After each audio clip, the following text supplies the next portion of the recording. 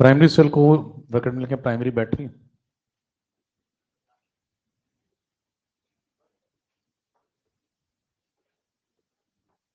परिभाषा लिखें, it becomes dead over a period of time, it becomes dead over a period of time and cannot be used again, and cannot be used again.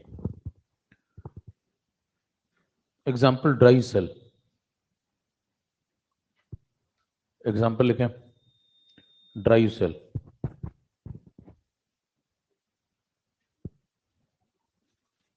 उसका then डालें secondary cell,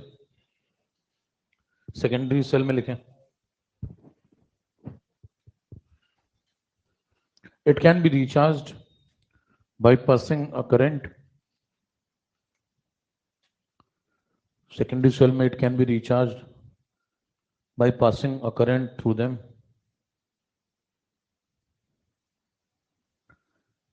Second point इसी के अंदर it can be used again. It can be used again. Example, lead storage battery.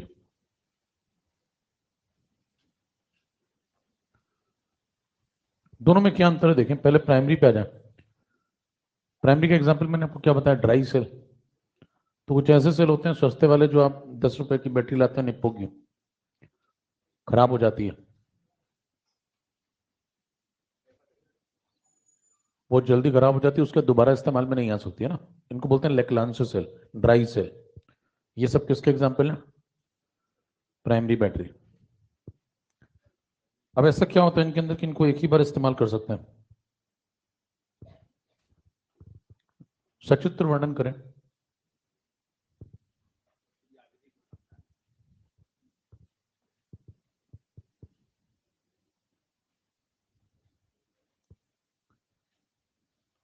बड़ी screen पर match देख रहे थे क्या तुम लोग?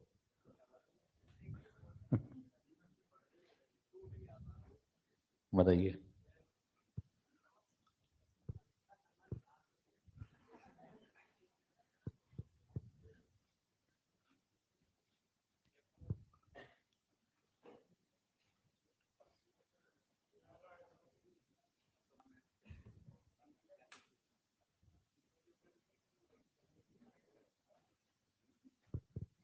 बनाओ, सचित्र वर्णन करो।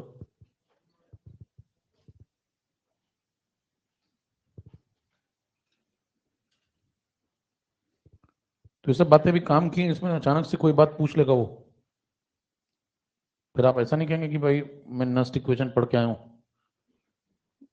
उस पर बात हो जाए क्या इसके बजाय।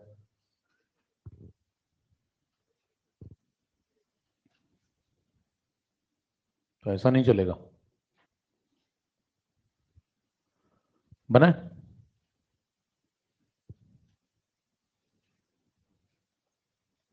ये है ड्राई सेल जो 10 रुपए का आप लाते हैं।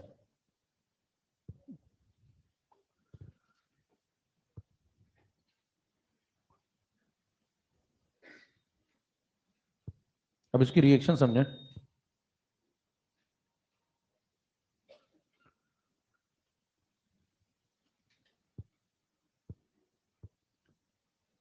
पहली चीज किस तरीके से काम कर रहा है, मान लो हमने इसको खरीद लिया और लगा कहीं सर्किट में, तो आउटपुट देगा हमें।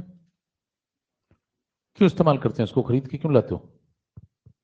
आउटपुट देता है। आउटपुट में क्या देता है, कौन सी एनर्जी? तो इलेक्ट्रिकल एनर्जी देगा तभी तो टॉर्च और जलाओगे, तो टॉर्च जला कुछ देखोगे तो इस्तेमाल में आएगी चीज। तो ये अब बताइए, आउटपुट है इलेक्ट्रिकल एनर्जी। अब आपसे कोई पूछे कि अभी जब ये इलेक्ट्रिकल एनर्जी आउटपुट में दे रहा है तो ये किस तरीके से काम कर रहा है,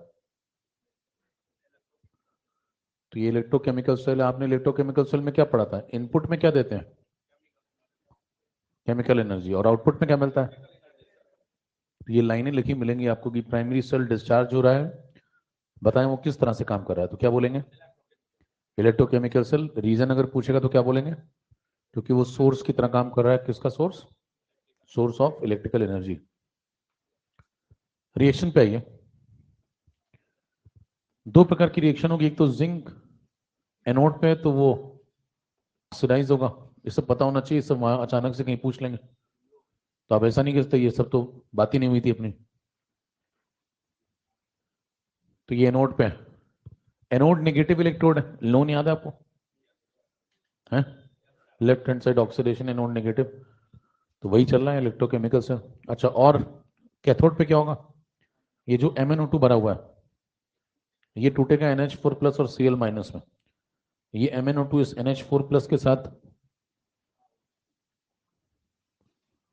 कंबाइन कर लेगा, रिडक्शन हो रहा है, क्या जोड़ेंगे यहाँ पे, रिएक्शन याद रखने के तरीके बनाए। तो MnO2 किस स्टेट में, Mn है यहाँ पे +4, अभी रिड्यूस होगा तो नीचे आएगा, तो ये बनता है और अमोनिया फ्री हो जाती है। इसमें इंपॉर्टेंट सवाल जो पूछा जाता है वो ये पूछा जाता है कि Mn का जो ऑक्सीडेशन नंबर है वो कहां से कहां पहुंचा, तो +4 यहां था, यहाँ पे कितना है निकाल नहीं पा रहे हैं, +3, OH के ऊपर कितना होगा, O के, तो -3 हो गया, तो इसके ऊपर ठीक है, ठीक है। ये किसकी रिएक्शन है ऊपर वाली, ये एनोड की है, नीचे वाली कैथोड की है।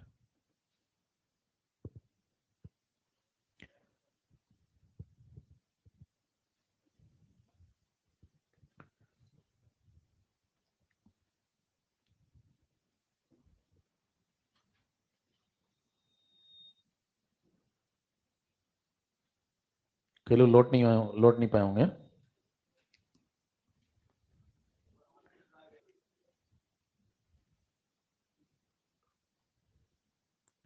क्या बाद में आऊंगा, फिर गर्मियों में लौटूंगा, शहर में सर्दियां बहुत सुना है। लेकिन इन दिस सेल, पहला पॉइंट ये सब हो गया, जल्दी खींचो थोड़ा, हम लोग नर्चर टाइप नोट करो बे। ये खींचो फटाफट, रेयांश कह रहा है क्लास स्टार्ट करो ना यार, ये है भारत का युवा, क्यों डरता है तू यार, मुझ पे दांव लगा, ये देख भारत का युवा। लेकिन in this cell Mn+4 is converted, in this cell Mn+4 is converted into Mn+3, ये जो लाइनें मैं बोल रहा हूँ ये सब सवालों में कन्वर्ट हो सकती हैं। in this cell Mn+4 is converted into Mn+3, तो +4 स्टेट किस में जाती है, ठीक है। एक और पॉइंट लिखें, ammonia gas will not be obtained as a product, ammonia gas will not be obtained as a product, कारण यहां आपको दिख रहा होगा कि अमोनिया बन गई, अमोनिया गैस जो बनी तो लगेगा कि ये फाइनल प्रोडक्ट है हमारा, लेकिन ऐसा क्योंकि वो Zn+2 के साथ कंबाइन कर जाती है।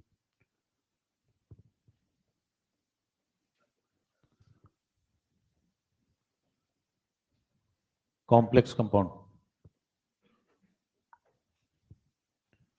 बराबर, तो पूछा जाएगा अमोनिया फाइनल प्रोडक्ट क्यों नहीं, तो क्या बने Zn+2 के साथ कंबाइन करके। देखिए ये किस तरीके से काम करेगी, इसके पास क्या है लोन पेयर, तो कौन है ये लुईस पेज डोनेटर, ये इलेक्ट्रॉन की कमी है, गरीब आदमी है, तो ये इसको डोनेट कर देगा, कोऑर्डिनेट बॉन्ड बनेगा, ठीक है। अगला पॉइंट, तो जल्दी खींचे, dry cell do not have indefinite life, dry cell do not have indefinite life, indefinite life का मतलब समझ पाए, ड्राई सेल के पास बहुत ज्यादा वक्त नहीं होता है, समझ रहे, बहुत जल्दी खराब हो जाता है। आप 10 रुपए की बैटरी लाते हैं तो क्या हो, कितने दिन चलती है, रिमोट में मान लो मैच लगा के देख रहे हो तुम पूरी सीरीज, तो 1-1.5 महीने में मामला बहुत अच्छी अच्छी बैटरी निपट जाएगी। तो ड्राई सेल ऐसे ही होते हैं, वो खत्म हो जाते हैं। अगर आप उनको रख लें, मान लो आप 10 रुपए की बैटरी ले आए, छोटी सी निप होगी, आप रख लें कि बुढ़ापे में काम आएगी, तो चलेगी तब तक नहीं, क्यों, रखे रखे भी खराब हो जाती। कारण क्या है, जो ये NH4Cl आपने यहाँ भर रखा है ये कोरोजन कर देगा। किसका? ये जो NH4Cl यहाँ पे भरा हुआ है ये कैसा कंटेंट है? वीक बेस और स्ट्रॉन्ग एसिड। वीक बेस कौन है इसके अंदर? है कौन है? NH4OH। खुद में बता रहे हैं कि बस मैं ही सुन पाऊं इतना बोलो। और स्ट्रॉन्ग एसिड कौन है इसके अंदर? तो ये कैसा कंटेंट है? एसिडिक। एसिडिक कंटेंट क्या करता है, ये Zn की जो वेसल है इसको इसका कोरोजन कर देता है। तो ये जो Zn की वेसल जो आपने पतली सी लेयर बनाई है जिंक की, मतलब ये पूरा जो सेल बना है वो सेल एक कंटेनर में बना है, उसमें सबसे बाहरी परत कौन सी है? ये वाली जिंक की। ये बहुत पतली लेयर होती है, ऐसा नहीं कि बहुत मोटा जिंक लगा के बैठे हैं यहाँ पे। इतना पैसा थोड़ी, 10 रुपए की बैटरी में आपको इतना जिंक थोड़ी देगा। तो बॉडी बहुत कमजोर होती है। तो ये इसको क्या कर देगा, यहाँ से कोरोजन कर दे। कोरोजन कर देगा तो यहाँ से ये टूट जाएगा, टूट जाएगा तो बाहर आ जाएगा मसाला। कभी आपने देखा हो बैटरी पुरानी हो जाए तो उसमें अंदर से काला काला मसाला बाहर आता है, खा तो नहीं लेते उसको।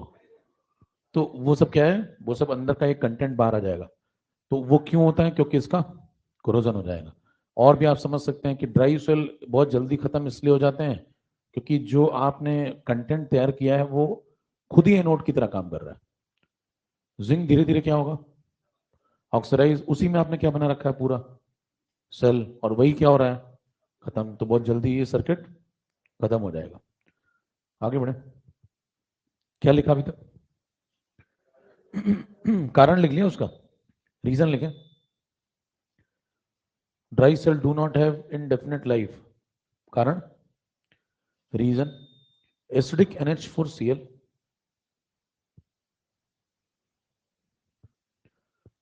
Acidic NH4Cl corrodes Zn container. Corrodes, corrosion से बना है, कोरोड्स। हिंदी में लोग खराब कर देता है। कोरोड्स, CORRODES। DSR की मांग करोगे क्या? कोरोड्स Zn container even when not in use, even when not in use। Line पढ़िए, समझ में आती है क्या कह रहा है? कह रहा है रखे रखे भी ये सेल खराबी हो जाएंगे। क्यों? क्योंकि NH4Cl जिंक की वेसल का कोरोजन कर देगा। यही डालिए सेकेंडरी बैटरी, सेकेंडरी सेल या secondary battery.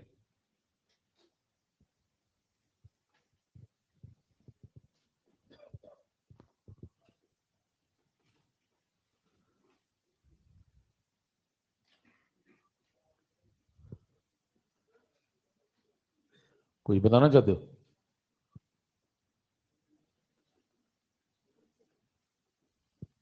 Example, lead storage battery.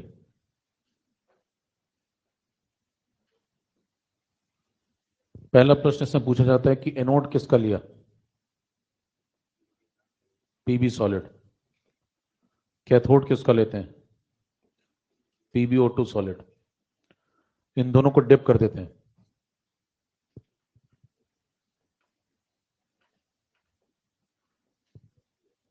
In the solution of H2SO4। तो ये लाइनें डायरेक्ट मिल सकती हैं। लेड स्टोरेज बैटरी का कंस्ट्रक्शन जब करते हैं तो एनोड किसका, कैथोड किसका? कीजिए, रिएक्शन पे है।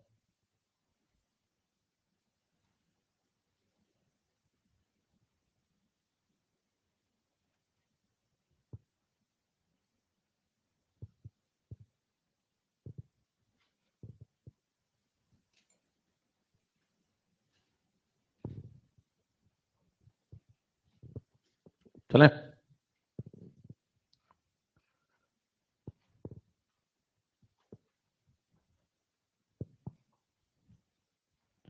एनोड की रिएक्शन क्या होगी भाई?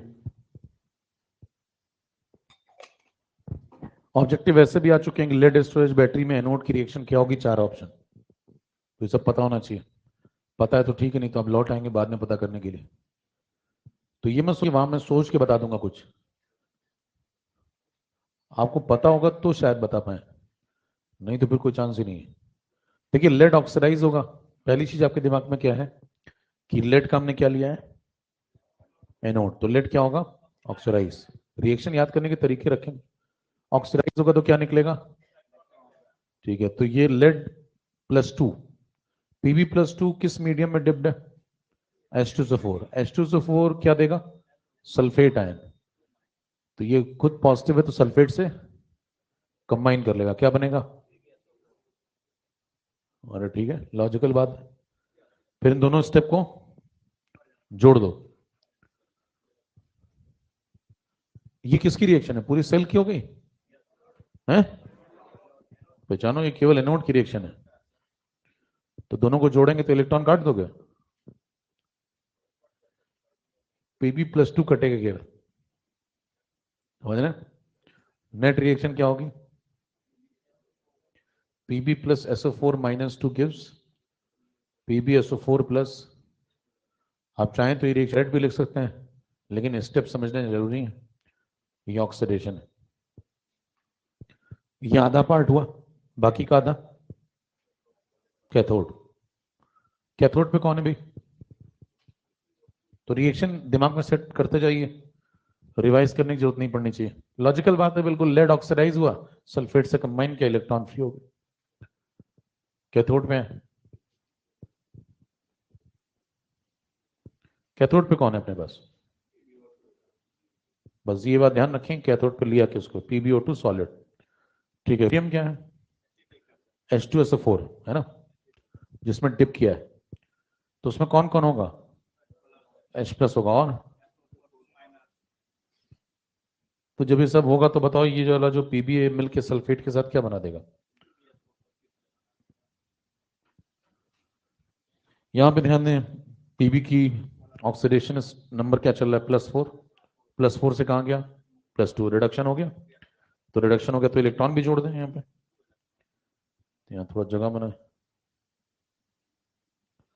कौन कौन आ गया यहाँ पे, प्लस सल्फेट और इलेक्ट्रॉन, अब ये सब जब हो जाएगा तो देखो Pb तो सल्फेट के साथ कंबाइन करके यहाँ पहुंच गया +2 स्टेट में, बचा कौन, ये H बचा, और ये सब मिलके क्या बना लेंगे, पानी, तो रिएक्शन दिमाग में सेट करते जाए, अब आपको चार्ज को बैलेंस करना है, चार्ज को कैसे बैलेंस करेंगे देखें, यहाँ पे आपको क्या दिख रहा है, एक जगह H+ दिख रहा है, यहाँ पे 2 H दिख रहे हैं, तो यहाँ 2 लगा लो, तो यहाँ 4 लगा लो, इसका हो गया, अब इसका हो गया, देखो 4 का पॉजिटिव हो गया, साथ में और कौन कौन निपट गया, ये Pb निपट गया, और ये सल्फेट, देखो ये भी दोनों बैलेंस हो गए, PbSO4 बैलेंस हो गया, ये जो 4 H थे वो इस 4 H से बैलेंस हो गया, बचा कौन, वो 2 ऑक्सीजन, अब बताएं सल्फेट तो बैलेंस हो ही चुका है पहले भी इससे, अब ये वाला 2 देखो इससे बैलेंस है, क्या सब कुछ बैलेंस हो गया, अब सिर्फ बचा है चार्ज, चार्ज चेक करो, उधर 0 है, इधर कितने का पॉजिटिव, 4 का, इधर 2 का नेगेटिव, तो 2 इलेक्ट्रॉन जोड़ दें, तो रिएक्शन नहीं समझते जाएंगे तो कभी फंसेंगे तो निकाल लेंगे आप, नहीं तो फिर कहेंगे एक बार कॉपी देख सकता हूँ क्या मैं, हाँ? अब क्या करें बताओ, अब दोनों को उठा के जोड़ा जाए तो बताओ इलेक्ट्रॉन से इलेक्ट्रॉन कट रहा है क्या, निपटाओ, ये हो गई एनोड की रिएक्शन, इलेक्ट्रॉन इलेक्ट्रॉन उड़ा दो, फाइनल आंसर बताओ, Pb solid plus PbO2 solid plus 4H+ plus 2SO4-2, आगे कितने PbSO4, 2 पानी, चेक करें रिएक्शन बैलेंस है, खींचे,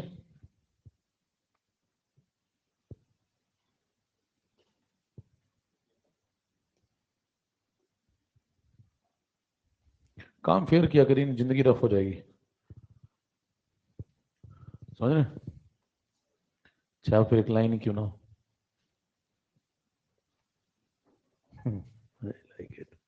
खींचो भैया फटाफट, ये सब में से कुछ भी पूछ सकता है वो, क्या क्या पूछ सकता है? एनोड की रिएक्शन बताओ, 4 ऑप्शन है लेड स्टोरेज बैटरी में।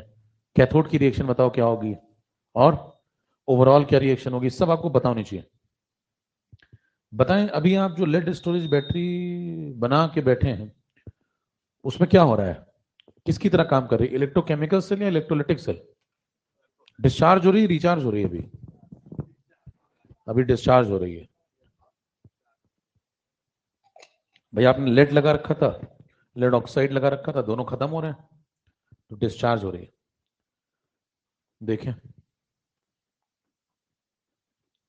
आप कहेंगे पहला फेज जो होगा वो डिस्चार्जिंग का होगा।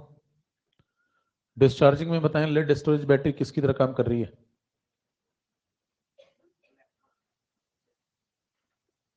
रिएक्शन बताएं, पीछे भी ना देखे, कौन कौन होगा?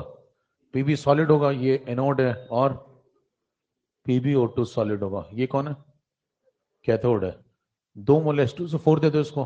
2 मोल H2O4 देने का मतलब 4H+ दे दो, और समझ रहे हो? तो मिलके क्या बन जाएगा? PbSO4 कितने हैं? ये 2 पीबी हैं तो मिलके, और ये बाकी क्या बचा? 4H, 2 oxygen, 2H2O। तो रिएक्शन दिमाग में देखें, सेट है ये, बराबर खींचे। तो सब दबाव में सब खटाखट होना चाहिए मामला।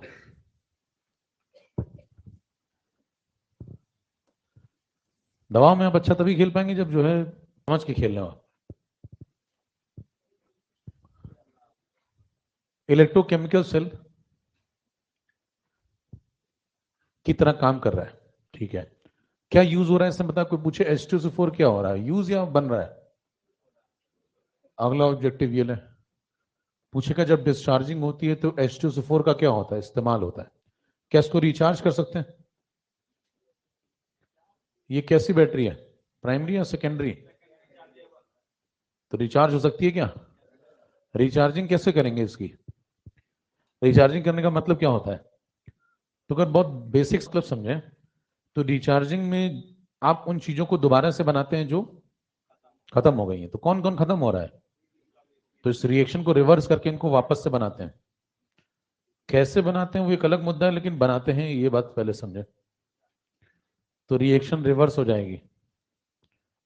अगर आप ऐसा कर पा रहे हैं तभी इसको आप रिचार्ज कर पाएंगे, नहीं तो नहीं होगा रिचार्ज। रिचार्ज करने के लिए क्या शर्तें होनी चाहिए और क्या करना पड़ेगा वो एक अलग बात है, लेकिन रिचार्जिंग में ये होता है, ये पहले समझें।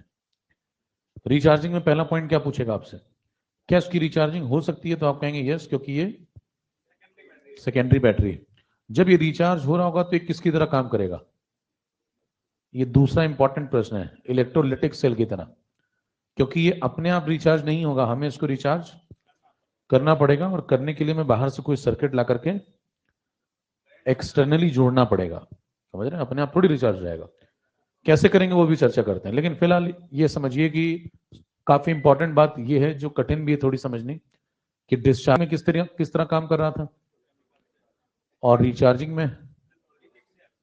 दूसरा इंपॉर्टेंट पॉइंट, जब हम रिचार्ज करते हैं तो जो H2SO4 था वो इस्तेमाल पहले हो रहा था, वो बनेगा।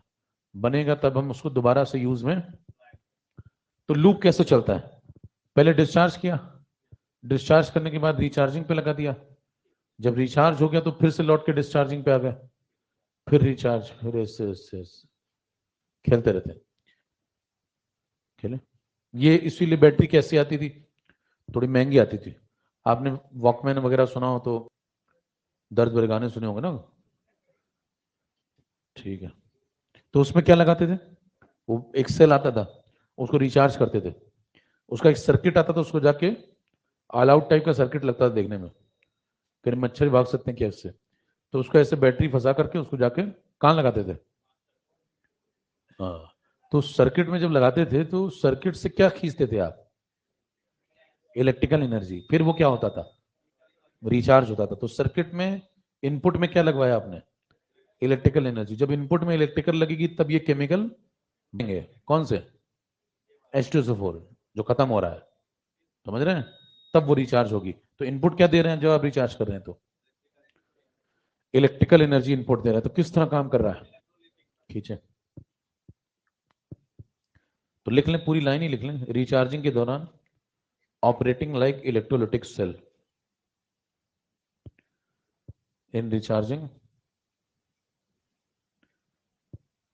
Operating like electrolytic cell. अब रिचार्ज करते कैसे हैं, अरे यही लिखा, in case of recharging it is operating like electrolytic cell. कठिन बात है बहुत, अब तेज तो हो तुम लोग, क्या कुछ कर गुजरोगे मालूम देता है। लिखो, अब रिचार्ज करते कैसे, अगला मुद्दा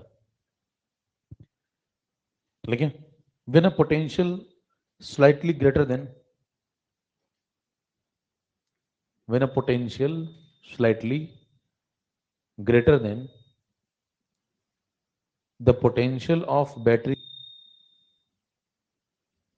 potential slightly greater than the potential of battery is applied in the opposite direction,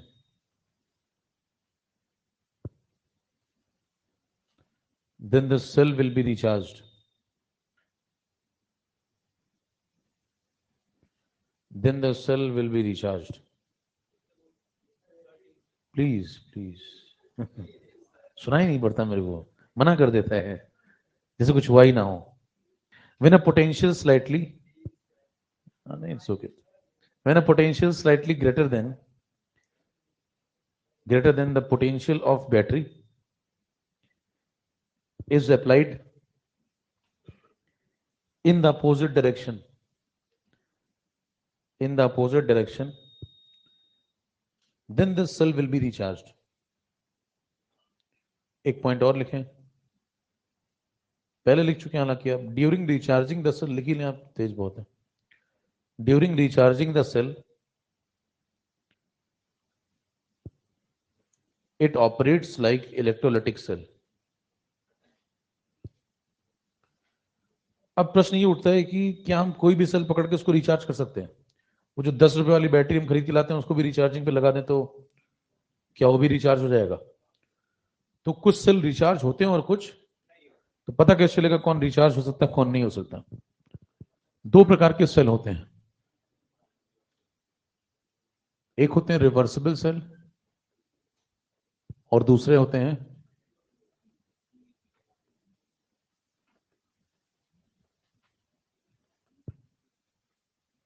कैसे पहचानेंगे कि सेल रिवर्सिबल है या नहीं? लेकिन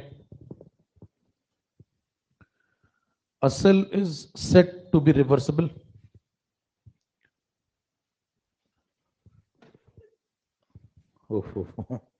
सब ठीक है? A cell is said to be reversible if the following conditions are followed. If the following conditions are followed. शर्त नंबर 1, कंडीशन नंबर 1,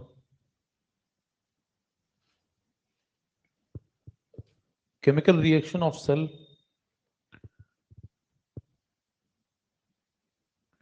हाथ दर्द करके क्या केमिकल रिएक्शन ऑफ सेल, लोग हाथ दर्द कर रहे हैं मेरे लिखते लिखते हैं। हाँ तो फास्ट चलना पड़ेगा ना, 2025 दो क्या नर्चर वालों के साथ। केमिकल रिएक्शन ऑफ सेल, या सेल्फ रीडिंग कर लेना, ये सब पढ़ लोगे अपने आप, अपने आप तो तुम अखबार ना पढ़ पाओ। केमिकल ये तो छोड़ो, chemical reaction of cell is stopped when an exactly equal chemical reaction of cell is stopped when an exactly equal external EMF, when an exactly equal external EMF is applied in the opposite direction। समझने पे जाए तो बहुत आसान सी बात है, कहानी बहुत बड़ी लग रही है, आप लग रहा हो क्या ही बोल रहा है आदमी, बहुत आसान सी बात है, अभी समझ लेंगे, पहले लिखते जाएं। क्योंकि आप भूल जाएंगे फिर आपको ये नहीं समझ में कि समझना क्या था। Condition number 2, chemical reaction of cell is reversed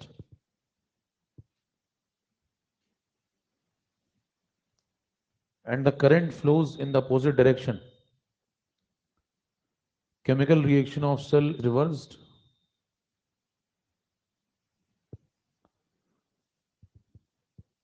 and the current flows in the opposite direction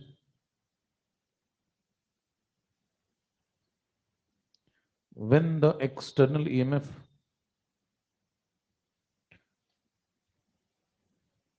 is slightly greater than that of cell. When an external EMF is slightly greater than that of cell, bracket में लिख लें, in opposite direction.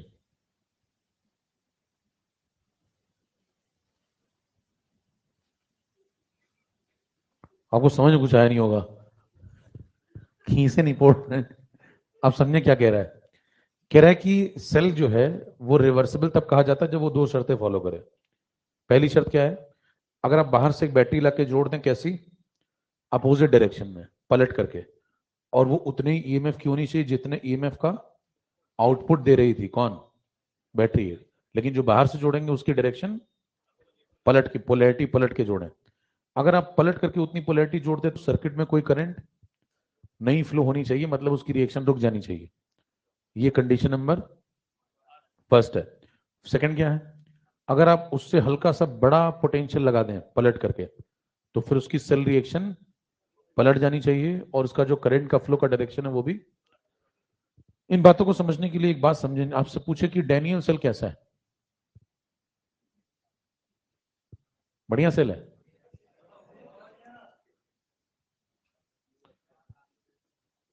Reversible या irreversible है? तो Daniel cell charge कर सकते हैं आप। डैनियल तो आपके सिलेबस में ना।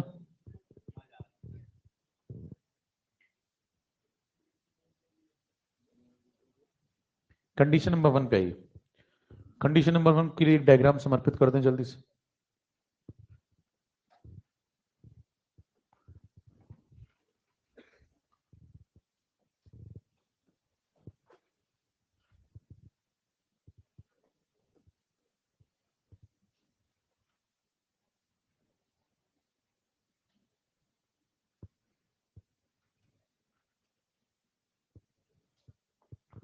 यहां पे क्या लिया था आपने? Zn, यहां पे कॉपर, ये डैनियल सेल था। इधर एनोड चल रहा था, उधर कैथोड चल रहा था। इस मामला आप पढ़ चुके हैं। इधर की रिएक्शन क्या चल रही थी? इधर वाली। ठीक है, फिर क्या करें? कंडीशन चेक करें कि ये रिवर्सिबल है या नहीं। तो इसमें बाहर से एक पोटेंशियल ला करके, अच्छा इसका आउटपुट कितना आया था? ई नॉट सेल निकाला था इसका। इसका ई नॉट सेल आया था 1.10 वोल्ट। क्या जॉ में नहीं मानता? जेडन कॉपर का डेटा चेक करिए, 7634, 0.76, 0.34, माइनस प्लस देख लेंगे। लेकिन आप पोटेंशियल डिफरेंस निकालेंगे तो कितना आएगा? निकाला हुआ आपने 0.76, 0.34 जोड़ा हुआ है, याद आया कुछ? E nought oxidation anode, E nought reduction 1.10 volt. अब अगर आप क्या करें, इसका आउटपुट जितना भी आ रहा है एक बाहर से सर्किट लाएं और इसमें जोड़ दें।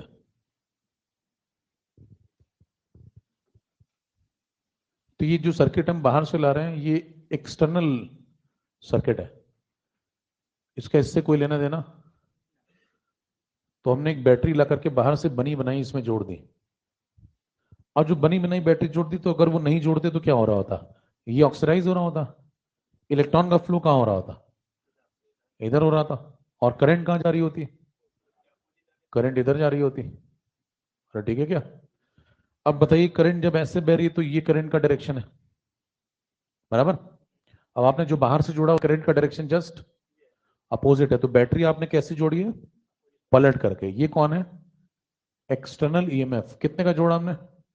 1.10 वोल्ट। अगर हम ऐसा कर देंगे तो क्या ऊपर वाले सर्किट की करंट नीचे वाले सर्किट की करंट को कैंसिल कर देगी और नेट करंट कितनी हो जाएगी, तो नेट करंट हो जाएगी 0।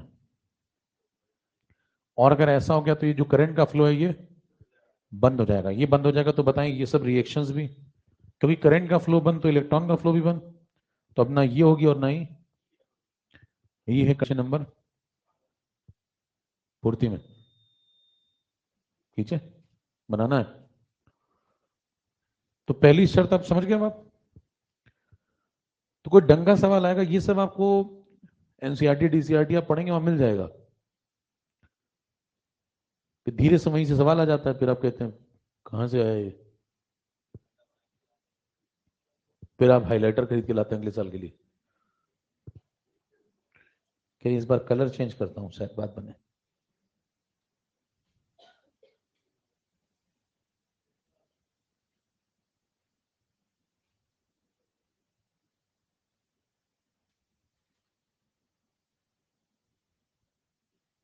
कंडीशन नंबर 2 पे आए।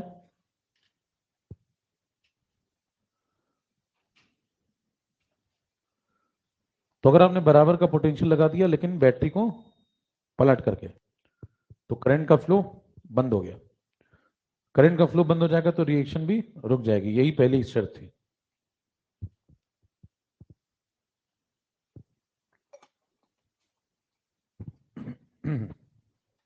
अगली शर्त नंबर 2।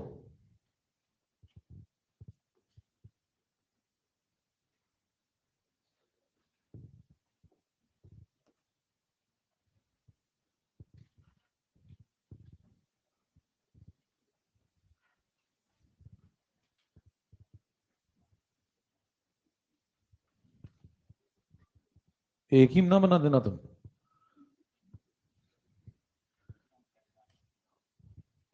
अगर बचपन से मुझे तेज बनने की आदत है कि जगह बचा रहा हूं मैं, तो कुछ समझ में ना आएगा क्या बनाया तुमने।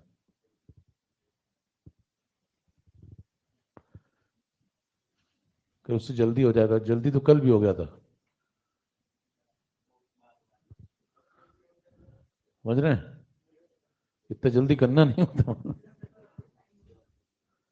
थोड़ा सा जो है रिलैक्स रहिए।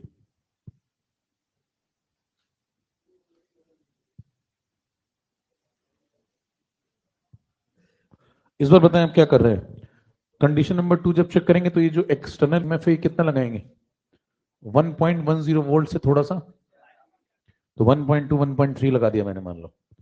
ऐसा लगाएंगे तो बताएं जो ऊपर वाले सर्किट की करंट है वो सुपर एक्सीड कर जाएगी, तो वो कंट्रोल करेगी सिस्टम को। तो समझ रहे हो। तो बताएं पहले करंट कैसे फ्लो कर रही थी जब वो नहीं था। तो ये Zn था, ये कॉपर था, ये ZnSO4 था, ये कॉपर सल्फेट था। ये किसकी तरह काम कर रहा था, एनोड। और ये इलेक्ट्रॉन भेजा करता था, वो करंट भेजा करता था, ऐसे चल रहा था। अब बताइए करंट की डायरेक्शन पहले ये करती थी क्या, अब वो डायरेक्शन पलट करके अपोजिट हो जाएगी। तो बताएं करंट की डायरेक्शन क्या पलट करके ऐसी हो जाएगी। कौन कंट्रोल कर रहा है उसको, ये वाली बैटरी। अब अगर बताइए करंट की डायरेक्शन ये होगी तो ये करंट इस तरफ फ्लो करेगी। अब करंट अगर इस तरफ फ्लो करेगी तो ये अपने आप हो रही है, आप करा रहे हैं, करा रहे हैं। कैसे, जबरदस्ती। जबरदस्ती कैसे, बड़ी बैटरी लाके लगाई, पलट के लगाई, हम उससे करंट को सुपर एक्सीड करा रहे हैं। अगर वो बैटरी निकाल के फेंक दे तो ये सब काम बंद हो जाएगा।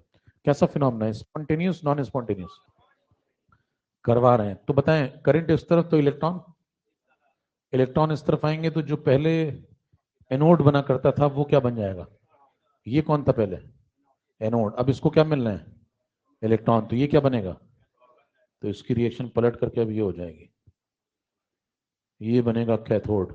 और वो क्या बनेगा, उधर से इलेक्ट्रॉन आ रहा है तो उसकी रिएक्शन पलट करके ये हो जाएगी, ये बनेगा एनोड। खींचे। सेकंड शर्त पढ़ेंगे ये लिखी हुई है, अगर आप बड़ा ईएमएफ पलट के लगाएं तो रिएक्शन रिवर्स होनी चाहिए, तभी तो चीजें बनेंगी जो खत्म हो रही थी।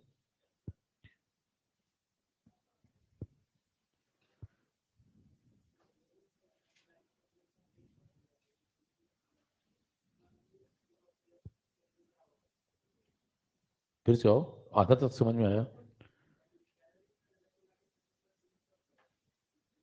उससे बड़ा ईएमएफ लगा देंगे जब पलट करके तब।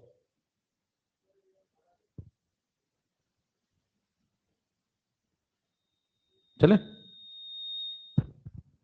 तो सेल रिएक्शन देखिए रिवर्स होगी, जो कैथोड बन रहा था वो अब इधर रिडक्शन शुरू हो गया। तो ये अपने आप थोड़ी रिडक्शन करता, अगर आप इसको इसकी सूरत हाल पे छोड़ देते तो ये क्या करता, क्या करना पसंद करता है ये, ऑक्सीडेशन। लेकिन हम इससे क्या करवा रहे हैं, तो ये कार्यक्रम जबरदस्ती हो रहा है इधर वाला। इसलिए आपको इनपुट में क्या लगाना पड़ रहा है, एक एक्स्ट्रा पोटेंशियल लगाना पड़ रहा है, ज्यादा पोटेंशियल। तो कैसा फिनोमेना है ये, नॉन स्पॉन्टेनियस। कोई पूछे अभी ये किस तरह काम कर रहा है, इलेक्ट्रोकेमिकल सेल की तरह, इलेक्ट्रोलाइटिक सेल की तरह। अब ये इलेक्ट्रोलाइटिक सेल की तरह काम कर रहा है, हम इलेक्ट्रिकल एनर्जी दे रहे हैं, ये हमें केमिकल प्रोडक्ट दे रहा है। समझ रहे हो, फर्स्ट क्लास। फ्यूल सेल है, डालो आखिरी बात। 2 साल पहले सवाल आया था फ्यूल सेल पे, 2 साल पहले सवाल आया था फ्यूल सेल पे, तब भी पढ़ाते थे फ्यूल सेल। फ्यूल से ज्यादा लोग पढ़ते नहीं, लेकिन फिर सवाल जब आया था कहते आप पढ़ेंगे, फिर अगली साल आता नहीं है फ्यूल सेल। पॉइंट लिखें पहला, it is impossible to make,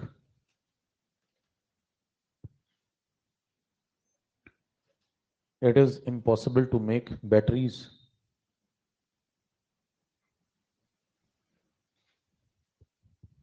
it is impossible to make batteries in which the reactants are supplied continuously, in which reactants are supplied continuously. अगला point, electrical cells that are designated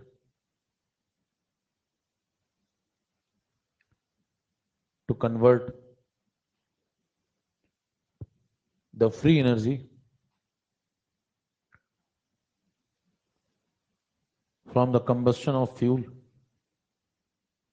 electrical cells that are designated to convert the free energy from the combustion of fuel like hydrogen into electrical energy are known as fuel cell.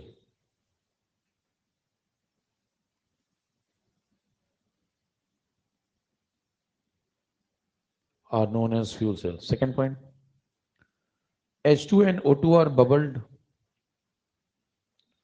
H2 and O2 are bubbled through a porous carbon, through a porous carbon electrode, through a porous carbon electrode into concentrated aqueous NaOH.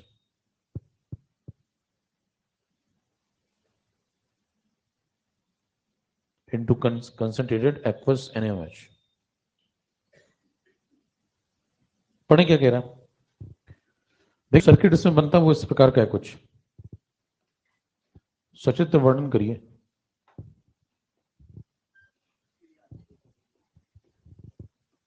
ये कहां लिखा था भाई, क्रिया विधि उसमें आदन सा।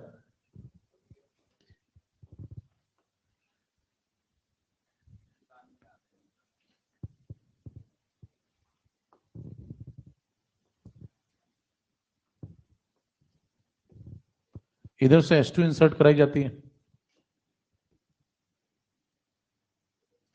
इधर से O2 भेजी जाती है,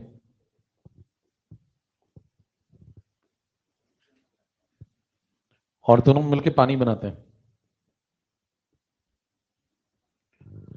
ये फ्यूल सेल, यहां से वाटर निकलेगा,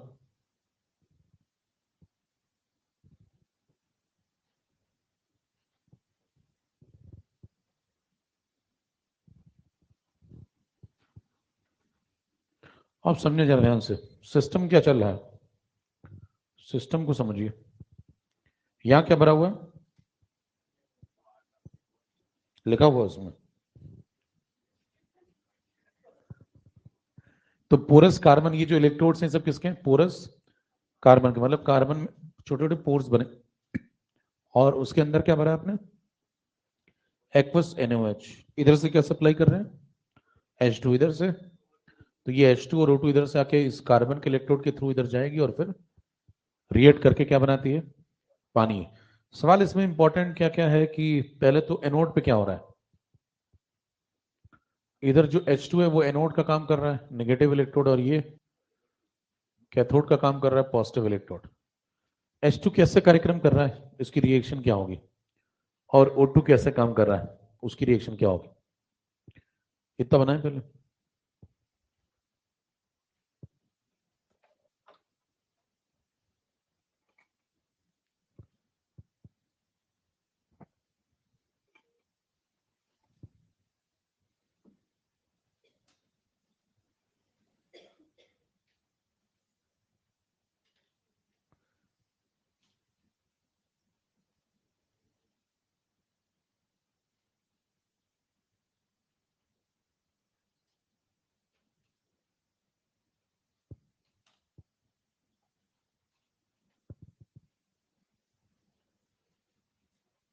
रिएक्शन लिखें, देखिए जो H2 आप सप्लाई करेंगे यहां से, ये ऑक्सीडाइज होगी एनोड पे, और जो O2 उधर से भेजेंगे वो,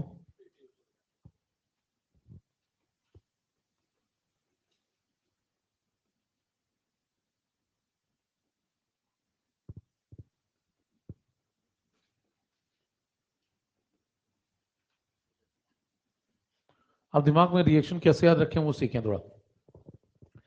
पानी की रिडक्शन की इक्वेशन समझिए आपने, पानी की रिडक्शन की इक्वेशन सोचो दिमाग में क्या होती है, H2O इलेक्ट्रॉन रिसीव करता है और क्या बनाता है, H2 बनाता है, और तो ऐसे सोचो अगर इधर जाए तो किसकी रिडक्शन चल रहा है, पानी का, तो पानी की रिडक्शन की रिएक्शन लिखें और तीर कैसा बना दें, बराबर। तो देखिए ये H2 क्या हो गया, इसको OH का मीडियम मिला, कहां से, NaOH से, और वो कन्वर्ट हो गया किसमें, H2O में, और क्या फ्री कर दिया, इलेक्ट्रॉन, बराबर। याद रखने का तरीका, पानी की रिएक्शन रिडक्शन की लिखें और उसको पलट दें, ठीक है। नीचे वाली कैसे याद रखेंगे, अब यहां पे आपने O2 दे रखा है, तो यहां पे आप क्या करवा रहे हैं, कैथोड है तो क्या करवाएंगे, तो इलेक्ट्रॉन तो लिख ही लें। इधर क्या होगा बताएं, इधर आप सोचने का तरीका ये लगाएं, आपने OH नेगेटिव के ऑक्सीडेशन की रिएक्शन पढ़ी है, OH नेगेटिव जब ऑक्सीडाइज होता था, तो याद नहीं आता कम वक्त, अरे जब प्रोटॉन को रिड्यूस करने की क्रिया बताई थी, कहा था ये पॉसिबिलिटी कंसीडर करा करो, वैसे एक OH नेगेटिव की पॉसिबिलिटी बताई थी जब मीडियम काफी बेसिक हो जाए, तो उसमें क्या बताया था, अगर आप तीर पलट के सोचें, इधर क्या लिख दें, OH नेगेटिव, अगर OH नेगेटिव ऑक्सीडाइज होगा तो क्या बनाएगा, और क्या बनाता था, पानी बनाता था, H+ नहीं बनाता था, याद आया। अब उसी रिएक्शन को बस एरो बदल दो, पहले ऐसे सोचो, इधर जाओ तो क्या ऑक्सीडाइज हो रहा है, OH नेगेटिव, उसको उल्टा कर दो। वैसे सोचे तो देखिए O2 है, O2 को पानी का मीडियम मिला हुआ है, एक्वस तो ही मामला, इलेक्ट्रॉन लेगा और किस में कन्वर्ट हो जाए। अब दोनों रिएक्शन को उठा के जोड़ दो, कैसे जोड़ोगे, सीधे या कुछ करना पड़ेगा, पहले तो इन्हीं को बैलेंस कर लो, इनको बैलेंस करो तो 4 लगाओ इधर, इधर थोड़ा संभालो, तो देखो वहां पे 4 H है तो यहाँ 2 लगा लें, H का हो गया, इलेक्ट्रॉन चेक करो, सबका हो गया, सबका हो गया ना। आगे बढ़िए, ऊपर आइए, इसको याद रखने का तरीका, पानी की रिडक्शन की इक्वेशन याद करो, इधर से जब बैलेंस करते थे, 2H2O, 2 इलेक्ट्रॉन, 1H2OH, चेक करें अपने आप बैलेंस होगी। अब दोनों को उठा करके जोड़ दो, लेकिन उससे पहले इलेक्ट्रॉन को उड़ाए, इस वाली में कितना मल्टीप्लाई कर दें, 2 मल्टीप्लाई करके जोड़ दो, जैसे जोड़ोगे क्या क्या हो जाएगा, देखो इलेक्ट्रॉन से इलेक्ट्रॉन निपट गया, और बताओ कह सब बढ़िया, हालचाल थोड़ी पूछ रहे, यहाँ देखो क्या हो जाएगा, 2H2 यहाँ 1O2, तो 2H2 1O2 लिख दें, इनका हो गया, बाकी बताओ, ये कितना 4OH, और ये 4OH जब इधर जाएंगे तो बताइए इधर कितना 4OH, ये वाला इससे, अच्छा ये 2H2O और इधर 4H2O, तो बचेंगे कितने, ठीक है, तो दिख गया मामला। ये निपट जाएगा जब मल्टीप्लाई करोगे दो तो इससे, ये इलेक्ट्रॉन इस इलेक्ट्रॉन से कट जाएगा मल्टीप्लाई होने के बाद, यहां बच जाएगा 2H2, ये वाला यहां बन जाएगा 1O2, और ये वाला जब 2H2O इस 4H2O से कटेगा, कह रहे हैं तो दो ही है, दो मल्टा होगा ना, तो यहां बचेंगे दो। चेक करिए रिएक्शन बैलेंस। इस तरीके से पानी बनाया जाता है, ठीक है, ये फ्यूल सेल। कि इतनी मेहनत से पानी क्यों बना रहे हो, पानी तो अपने को मिल ही रहा बाहर, कि नल से निकाल के पी लूं, तो इतनी मेहनत क्यों करूं मैं पानी बनाने के लिए, नहीं। तो ध्यान दें, ये इस तरीके से जो पानी बनाया जाता है वो यहाँ तो ठीक है, यहाँ जरूरत नहीं इतनी, स्पेस प्रोग्राम में यूज किया गया था इसको। अपोलो स्पेस प्रोग्राम, पूछा जाता है सवाल में फ्यूल सेल का इस्तेमाल क्यों किया था। वहां पे आप बिस्लरी बोतल थोड़ी ले जाओगे, बिस्लरी की बोतल पी के बन गए जेंटलमैन, तो वहां क्या करते हैं, फ्यूल सेल ले गए थे, फ्यूल सेल में क्या करते हैं, लगातार सिलेंडर दो लगा देते हैं, एक इधर से किसका सिलेंडर, हाइड्रोजन का इधर से, और दोनों को इंसर्ट कराते रहेंगे, तो यहाँ पे रिएक्टेंट लगातार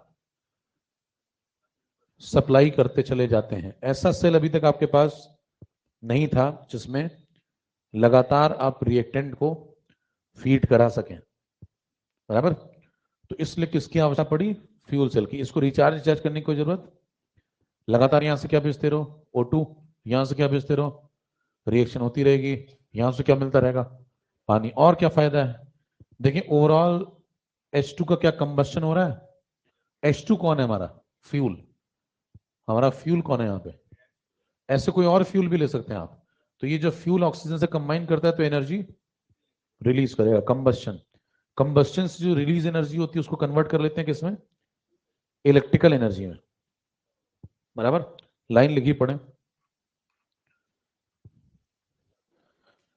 पढ़िए लाइन पढ़िए, क्या कह रहा, कंबस्शन ऑफ फ्यूल करते हैं जैसे हाइड्रोजन, और उससे जो एनर्जी फ्री होती है उसको कन्वर्ट करने किसमें, इलेक्ट्रिकल एनर्जी में। तो ये भी electrical energy as a output दे रहा है, साथ में पानी भी दे रहा है, तो छपा छप भी कर सकते हैं।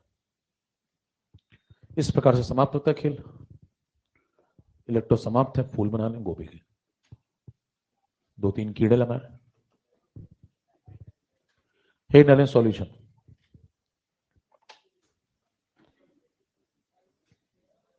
हैं, बताओ बताओ बताओ क्या कहना चाहते हो, नहीं नहीं बताओ, बात तो बताओ पूरी, हाँ और क्या कह रहे हो, चलो हे डालो सॉल्यूशन लेक्चर। भाई बात तो करनी चाहिए ना, पूछना चाहिए क्या हाल है, क्या बोलना चाह रहे हो, करते वही है जो मैं करना है, आप तो समझ गए होंगे आप। सॉल्यूशन लेक्चर में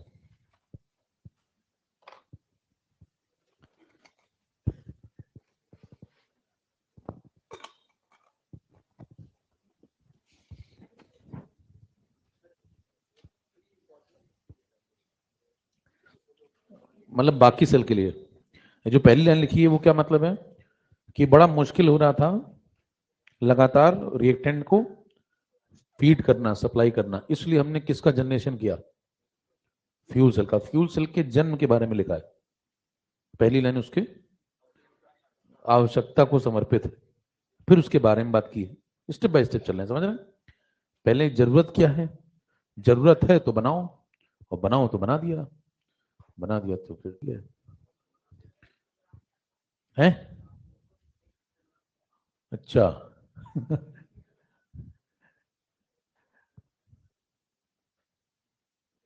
चाट खाने की उम्र में तुम अपोलो स्पेस प्रोग्राम जाओ हैं, गोलगप्पे खाओ मस्त रहो, कहा दिमाग। सॉल्यूशन लेक्चर नंबर 1 खत्म हो जाएगा, सर्दी वैसे चल रही, दिमाग जाम हो जाता है लोगों का। तो सॉल्यूशन लेक्चर नंबर 1 पे आइए। सोनू की रील देख रहे हो क्या आजकल, बनना है तो साइंटिस्ट ही बनूंगा, भारतीय खिलाड़ियों को सोनू इस बात करानी चाहिए थी, मोटिवेट कर देता। यार हाथ जीत तो लगा रहता है।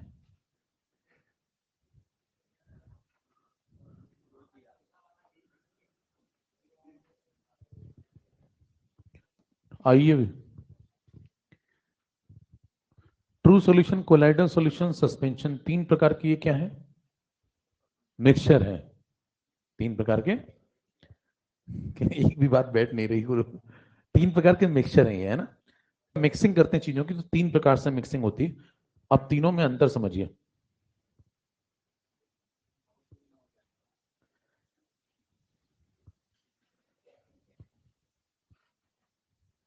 कितनी वेसल है? हैं? कितनी वेसल है? क्या मैं नहीं बोलूंगा। तीन वेसल है, पहचाने? उन्हीं की इनिशियल और फाइनल स्टेट बना रहे हैं, समझ रहे हो? हैं?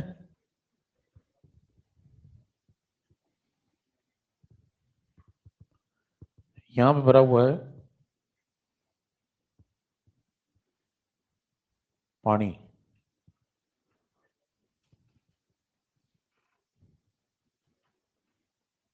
पानी में मान लीजिए तीन कंटेंट डाले जाए और चेक किया जाए क्या चल रहा होगा।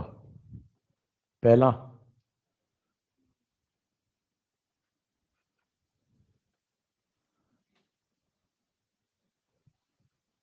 तीन कंटेंट मिला है पानी में, आपको बताना है कि तीनों में क्या क्या हो। पहले मैं NaCl डाल दो पानी में, ठीक है? दूसरे में तेल मिला दो, सरसों का तेल मिला लो, तीसरे मिट्टी मिला लो। बहुत टेक्निकल हो रहे हो तुम, नहीं? आधे को पानी जब NaCl मिलाओगे तो क्या हो जाएगा? डिजोल्व हो जाएगा। डिजोल्व हो जाएगा तो क्या हो जाएगा? यहाँ पे बन जाएगा Na+Cl नेगेटिव, एक्वस एक्वस। कैसी फेज मिलेगी? लिक्विड। तो यूनिफॉर्म है सॉल्यूशन। यूनिफॉर्म का मतलब नदी में, यूनिफॉर्म क्या मतलब है? हर जगह एक जैसा, कहीं से भी निकालेंगे, चाहे यहां से निकालें चाहे इस कोने से, एक जैसा। अगला, होमोजीनियस। होमोजीनियस का मतलब single phase liquid. Aqua science यहां पड़े हुए हैं लिक्विड फेज में। अगले पे तीन कीवर्ड समझ गए? डिजॉल्व, यूनिफॉर्म, बगल में ये तेल मिलाओगे तो क्या करेगा बताओ? तेल जो है पानी में तैरता है ऐसे, तो ऊपर कहीं लाल तेल मिलाया है क्या? ऊपर पानी, ऊपर तेल और नीचे पानी। तो बताइए कितनी फेज बन गई? दो डिफरेंट। मामला हेट्रोजीनियस है। पानी तेल से नहीं मिलता और तेल, दोनों एक बाउंड्री बना के रखते हैं, दोनों के बीच में एक बाउंड्री है। इस वजह से इनकी सरफेस के बीच में एक तनाव है, इस तनाव को बोलते हैं सरफेस टेंशन। इसको दूर करने के लिए इसके अंदर सर्फेक्टेंट्स मिलाए जाते हैं। ये सब कोर्स से हट चुका है। नया नया यूट्यूब वाले बता रहे हैं क्या? यूट्यूब वाले चैन नहीं है इनको। कुछ दिन पता लगा न्यूज वाले ना ले लें इनको। आइए हमारे चैनल पे आइए। नॉन यूनिफॉर्म, बराबर हर जगह देखिए एक जैसा नहीं है, ऊपर अलग है नीचे अलग है। इसमें तेल जो है पानी के अंदर क्या हो रहा है? डिस्पर्स हो रहा है, डिजोल्व नहीं हो रहा। तीसरे पे ही मिट्टी मिलाएंगे तो क्या होगा बताओ? मिट्टी नीचे सस्पेंड हो जाती है। तो कीवर्ड क्या यूज करेंगे? सस्पेंड हो गई। और हर जगह एक जैसा नहीं है, हैं? किसका? ये कौन है? अच्छा, पता नहीं यार, बड़े लोग बारे में जानते नहीं हो, छोटा आदमी हूँ।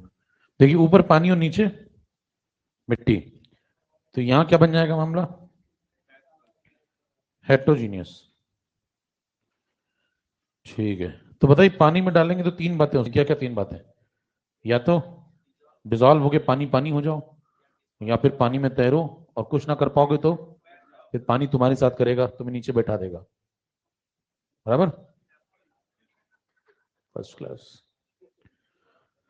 इसमें से आपको कौन सा वाला पढ़ना है? देखिए, जो इसमें से कोलाइडल ये हम सरफेस केमिस्ट्री में पढ़ते हैं, जो कि हट चुका है आप सिलेबस से। सस्पेंशन कहीं नहीं पढ़ते हैं, है ना, पानी में मिट्टी मिला क्यों पढ़ोगे? बचा कौन? ये पढ़ना है। अब सारी चर्चा इस पे होगी। डालिए ट्रू सॉल्यूशन। समझने का मौका नहीं मिल रहा क्या?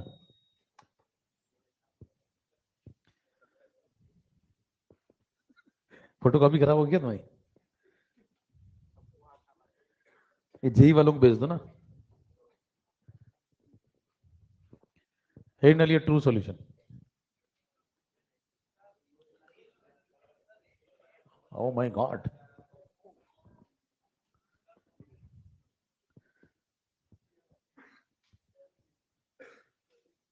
तो जल्दी कीजिए।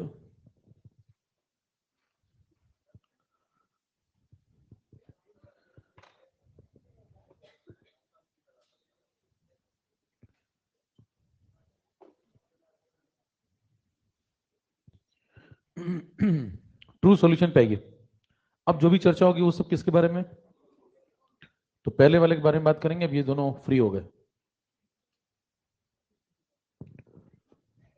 बस हो गया। अब जितना नोट करिए समझो वही तुम्हारे नसीब में था। वैसे पढ़ना तुम्हें ट्रू सॉल्यूशन ही है, सोचो था ही नहीं, कभी मिला ही नहीं तुमसे। लेकिन statement number 1,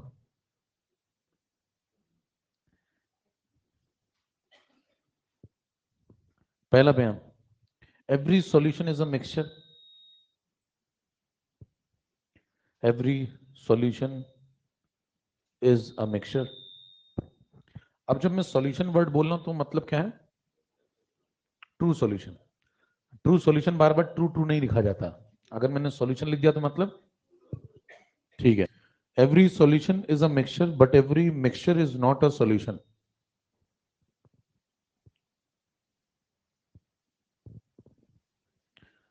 every solution is a mixture but every mixture is not a solution. कैसा है?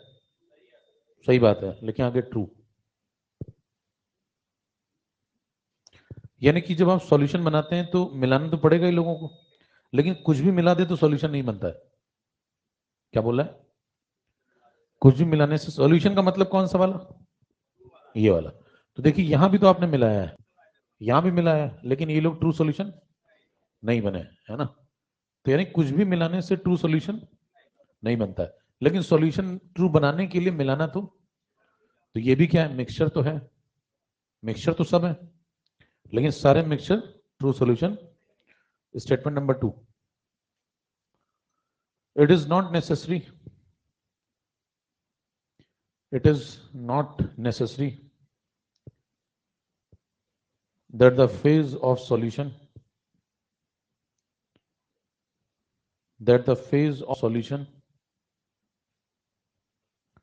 is always liquid.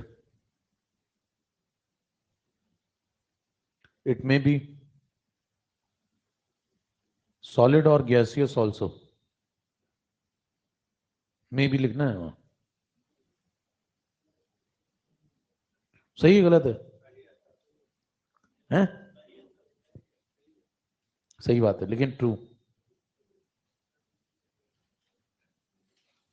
It is not necessary that the phase of solution is always liquid. It may be solid or gaseous also. मतलब वो कहना चाहता है, अब मैं solution जब बोल रहा हूं तो किसकी बात कर रहा हूं? ट्रू सॉल्यूशन के ना। तो सॉल्यूशन की फेज जरूरी नहीं कि हमेशा लिक्विड ही हो, वो गैसियस भी हो सकती है और वो सॉलिड भी। गैसियस सॉल्यूशन का कोई एग्जांपल बताओ तो पॉल्यूटेड एयर। एयर के अंदर SO2 डिसॉल्व कर दो, कैसा सॉल्यूशन बनेगा? हवा है, हवा के अंदर SO2 घुल गई। SO2 क्या है? वो भी गैस है, पॉल्यूटेंट। तो हवा और SO2 मिलके क्या बन गए? सॉल्यूशन। कैसा सॉल्यूशन? गैसियस। तो गैसियस सॉल्यूशन भी होते हैं, सॉलिड सॉल्यूशन भी होते हैं। सॉलिड सॉल्यूशन का एग्जांपल आप ले सकते हैं एलॉय, है ना, Li ले लो, Al ले लो, Cu ले लो, मिला दो, क्या बन गया, एलॉय। कैसा है मामला, सॉलिड सॉल्यूशन। सॉलिड स्टेट में भी आप पढ़ते हैं, जैसे NaCl क्रिस्टल में CaCl2 की डोपिंग कर दें तो क्या बनता है, सॉलिड सॉल्यूशन। उसमें सॉल्वेंट कौन होता है, दोनों जब सॉलिड सॉलिड है तो सॉल्वेंट कौन है, जो NaCl क्रिस्टल है बड़ा सा वो सॉल्वेंट है, और जो थोड़ा सा CaCl2 की हमने डोपिंग करी है वो सॉल्यूट है। दोनों मिलके क्या बनाते हैं, सॉलिड सॉल्यूशन बनाते हैं। तो सॉलिड सॉल्यूशन भी होते हैं। तो ये समझना होगा कि जरूरी नहीं कि हर बार सॉल्यूशन का मतलब लिक्विड ही हो, वो गैसियस और सॉलिड भी हो सकते हैं, बात बिल्कुल सही है। लेकिन इनमें से हमें कौन सा वाला ज्यादा पढ़ना होता है, हम यही पढ़ते रहते हैं ज्यादा, क्योंकि यही हमारे काम का है इस चैप्टर में। पॉल्यूटेड एयर हम क्यों ज्यादा पढ़ेंगे, और एलॉय वगैरह पढ़ के यहाँ क्या कर लेंगे, है ना। नंबर 3, सॉल्वेंट को कैसे पहचाना जाए। स्टेटमेंट नंबर 3 में लिखें, the phase of solvent must be similar, the phase of solvent must be similar to the phase of solution.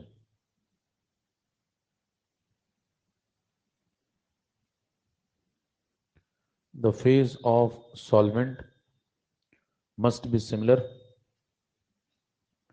to the phase of solution. क्या कह रहा है अभी, कह रहा है आपको मान लीजिए सॉल्वेंट पहचानना है, तो कैसे पहचानेंगे। सॉल्वेंट वो है जिसकी फेज मैच करे किससे, आओ देखें, सॉल्यूशन, सॉल्वेंट, सॉल्यूट। हम जो सिस्टम पढ़ते हैं वो कौन सा सिस्टम पढ़ते हैं, बाइनरी सिस्टम। बाइनरी सिस्टम का मतलब हम पढ़ तो हालांकि ट्रू सॉल्यूशन है, वो तो समझ में आती बात। तो ट्रू सॉल्यूशन में होमोजीनियस बनाने जिम्मेदारी हमारी, यूनिफॉर्म बनाना हमारी जिम्मेदारी है ना। लेकिन वो 3 लोग मिलके भी कर सकते हैं, समझ रहे हैं। लेकिन हम क्या पढ़ रहे हैं, बाइनरी सॉल्यूशन पढ़ने का मतलब है हमारे पास 2 कंपोनेंट होने चाहिए। 2 कंपोनेंट में से एक को नाम दिया जाएगा सॉल्यूट और दूसरे को नाम दिया जाएगा सॉल्वेंट, बराबर। अब हम पहचानेंगे कैसे, उस पे बारे में बात हो रही है। तीनों की बात करते हैं। मान लें सॉल्यूशन आपने लिया, स्टेटमेंट आपने लिखा है कि सॉल्यूशन कैसा हो सकता है, लिक्विड हो सकता है और सॉलिड भी हो सकता है, ठीक है। सॉल्वेंट कैसे पहचानोगे, सॉल्वेंट वो जिसकी फेज इससे, अगर ये लिक्विड है तो ये भी, और ये सॉलिड है तो ये भी, और ये गैस है तो ये भी। सॉल्यूट कुछ भी हो सकता है, आप यहां सॉलिड लें कोई दिक्कत नहीं, लिक्विड लें कोई दिक्कत नहीं, गैस लें कोई दिक्कत नहीं, इसमें भी सॉलिड लिक्विड गैस लें कोई दिक्कत नहीं है। तो अगर आप देखें कि ओवरऑल ये चल रहा है मामला,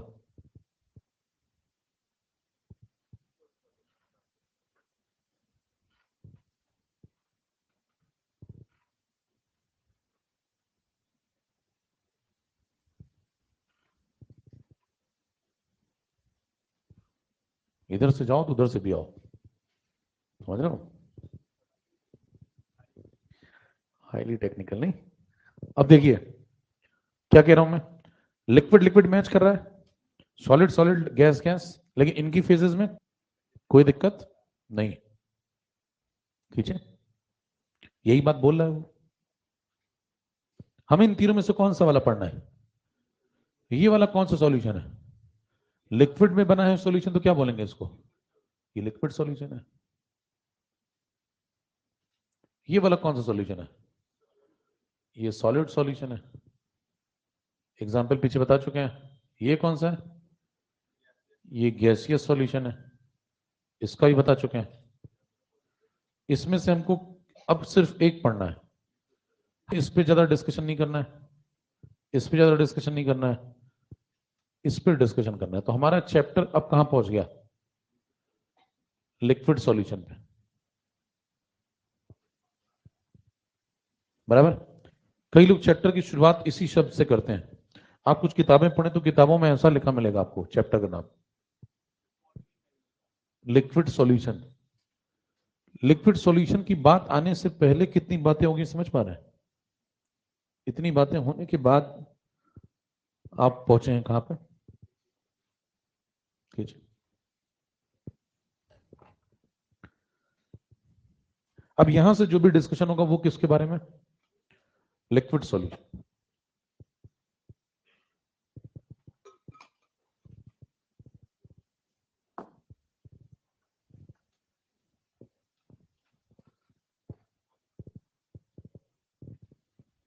सब ठीक है? कैसे? खींचते जाओ बस। सूर्य नहीं मारे तो हम तो मारे कब? देखें, अब क्या कह रहा है हमें, कौन सा पढ़ना है इसमें से केस बताएं, ये वाला। अब इसमें जब आप अंदर जाएंगे तो ये लिक्विड और ये भी, तो फिर ये क्या, सॉलिड भी लिक्विड भी, और तो अब कितने केस पढ़ने हैं? पढ़ना ये वाला, तो इसके अंदर कितने पढ़ने हैं? 3 केस। तो इसमें से पहली वाले कॉलम को बाहर निकाल लिया जाए, बाकी सबको साइड में, साइड में रख दो। अब हमारा चैप्टर का नाम हो गया क्या? यहां से लिक्विड सॉल्यूशन शुरू होता है। लिक्विड सॉल्यूशन में आप क्या बोलेंगे कि जो सॉल्यूशन है वो कैसा, सॉल्वेंट कैसा, और सॉल्यूट कैसा। अब बताओ ये कैसा, लिक्विड। अगली बार भी हर बार लिक्विड, ये लिक्विड तो ये भी, क्योंकि फेज मैच करनी चाहिए। वो कैसा, सॉलिड भी हो सकता है, लिक्विड भी हो सकता है, और अब मामला यहां पहुंच गया। ये कहां से निकला है ये टेब पिछले टेबल की पहले कॉलम से निकली। समझ रहे हो क्या बोल रहे हैं? इधर से जाइए तो उधर से आइए जरूर, फिर इधर से जाइए, समय को बचाइए। ठीक है, अब इसमें से जो पहला केस है बताओ कौन सा वाला है? पहले केस से फोकस करें। सॉल्वेंट कैसा, लिक्विड। सॉल्यूट कैसा, एग्जाम्पल बताएंगे। पानी ले लें, पहले वाले के एग्जाम्पल ले लें। पानी, पानी में यूरिया मिला सकते हैं आप, पानी में आपने यूरिया मिला दिया, क्या बन गया, लिक्विड सॉल्यूशन। अगले का बताएं। यहाँ क्या करेंगे, लिक्विड में लिक्विड, बेंजीन में टोलिन मिला दें, बेंजीन ले लें, उसमें क्या डाल दें, टोलुइन डाल दें, मिक्सिंग हो जाएगी, क्या बनेगा, लिक्विड सॉल्यूशन। तीसरे में यहाँ पानी ले लें, पानी में कोई गैस डिजोल्व कर दें, N2 डिजोल्व कर दें, ये दोनों मिलकर क्या बनाएंगे, लिक्विड सॉल्यूशन।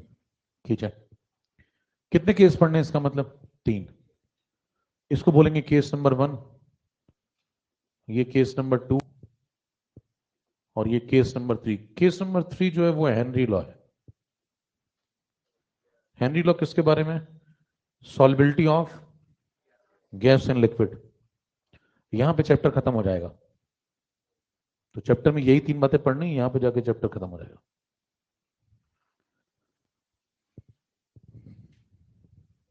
सवाल?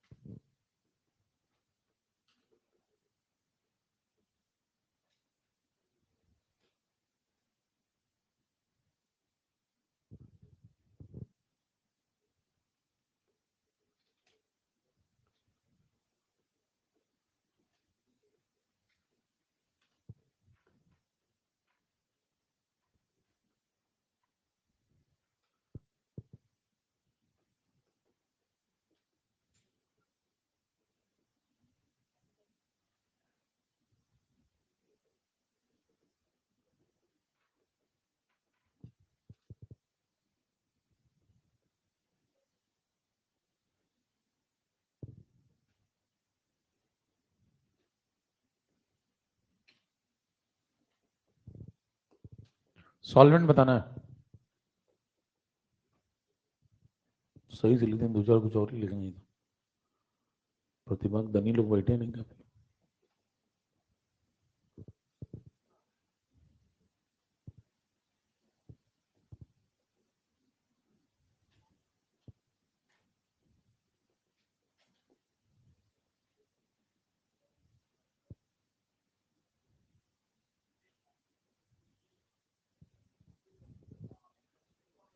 हैं।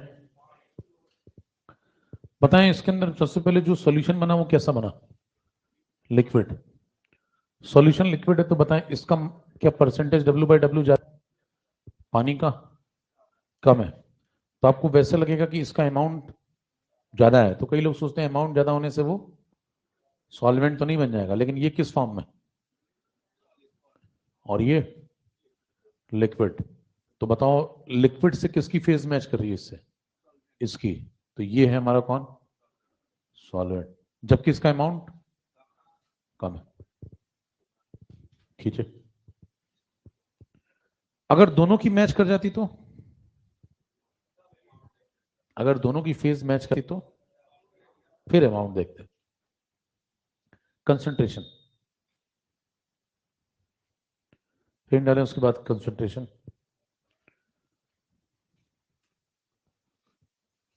परिभाषा लिखें, it represents the relative amount of solute, concentration में लिखें, it represents the relative amount of solute present solvent or in solution।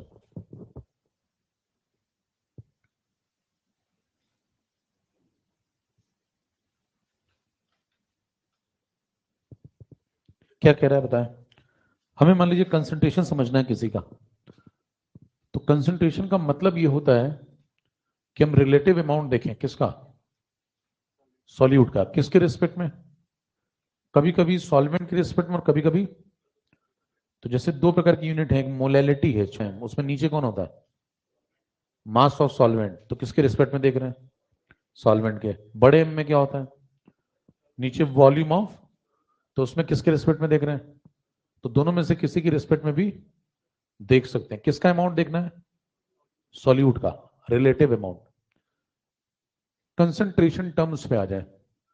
Concentration terms का मतलब होता है कि ऐसे टर्म्स जो हमें ये बता सकें कि कौन सा सॉल्यूशन गाढ़ा है और कौन सा सॉल्यूशन पतला है। ग्राम पर लीटर से शुरू करें।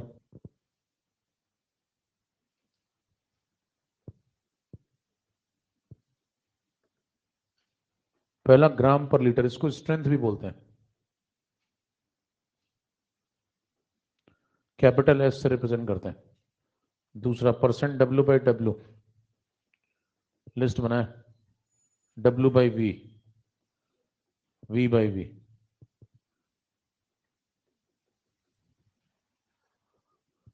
मोलैरिटी, बड़ा है, फॉर्मेलिटी,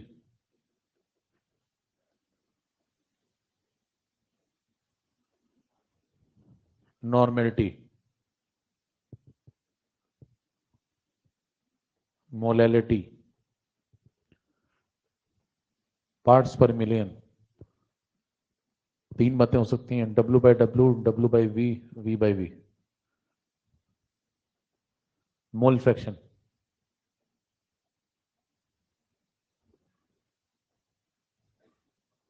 वॉल्यूम स्ट्रेंथ।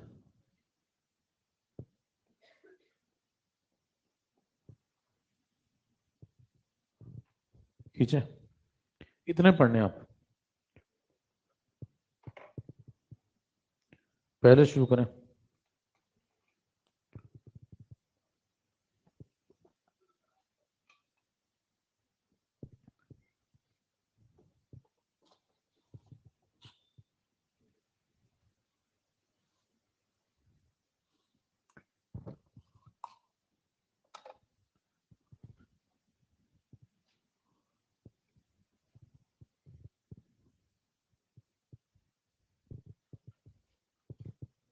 पहला ग्राम पर लीटर,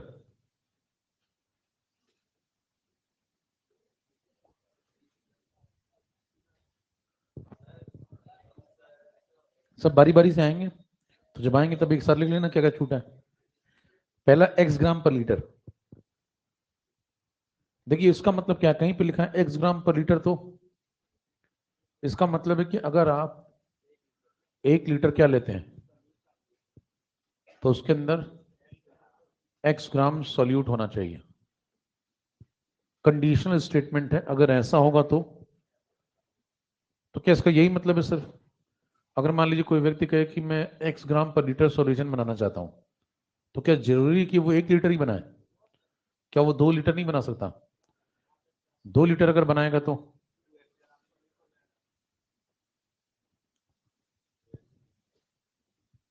तो ऐसे क्या आप हजारों रेशियो लिख सकते हैं? यानी कि कंसंट्रेशन टर्म, ये जो ग्राम पर लीटर, ये एक रेशियो है और इसके हजारों मतलब निकाले जा सकते हैं। ये भी ठीक मतलब है इसका, ये भी क्या है, और ऐसे हजारों मतलब आप लिख सकते हैं। आगे बढ़ जाए तो 3 लीटर 4 लीटर लाइन लगा दें, बराबर। और ऐसी अगर कोई भी बात है, इन सब का लेकिन एक ही मतलब है। अगर आपसे कोई पूछे कि किसी ने ये लाइन लिखी है, इसका क्या मतलब है, तो आप कहेंगे इसका मतलब है एक्स ग्राम पर लीटर।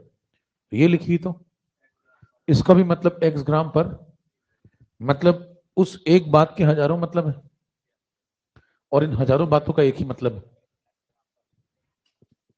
समझ पा रहे हैं? क्योंकि वो रेशियो, और एक रेशियो से बहुत सारे रेशियो निकाले जा सकते हैं। जो 1:2 है वही 2/4 है? समझ रहे हैं? आग लगे इसी समझ को, वही 4/8 है, बराबर। लेकिन सब 1/2 है। समझ रहे हैं? 1/2 2/4 है, वही 4/8 है, लेकिन सब 1/2 है। तो इसका मतलब आप एक ही रेशियो से हजारों बातें लिख सकते हैं और उन हजारों बातों का सिर्फ एक ही मतलब होगा, एक्स ग्राम पर। अब इस बात को सुन तो लिया आपने, समझ लेते हैं, लिख लें पहले।